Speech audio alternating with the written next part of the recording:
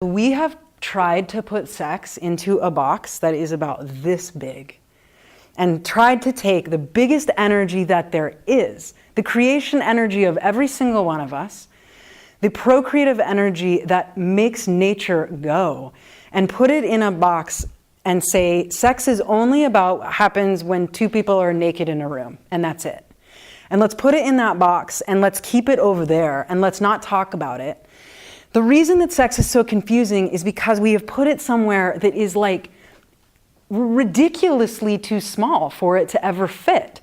And so it has never made any sense because it actually is completely inextricable from every other part of our life. There is nothing about it that is compartmentalized in a place. Zhenzan has a thing he says that I really appreciate, where he says there is no such thing as sex. There is no such thing as sex. It's not a thing, an act. There's not a moment it begins and then a moment that it ends.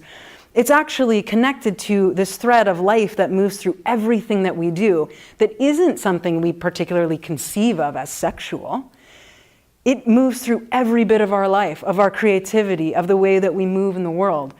And as on an energetic level, when we take procreative energy, the creation energy of every single one of us, and we put it inside of that little box, it is kicking down those doors. It is knocking them down every which way. And the way that it starts to knock those down is in all the places it just gets totally confusing.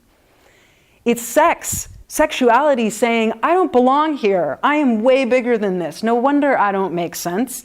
Take me out of my cage and let me live in the place that I belong, which is everywhere. But the problem, or not the problem, maybe the fear that we have around that is that in some way that sounds scary because we have only conceived of sex as being tied to like intimate, erotic sexuality. We certainly don't want everything turning into intimate, erotic sexual territory. That is totally inappropriate. It doesn't belong there. But that's actually not what sex is. It is our life energy.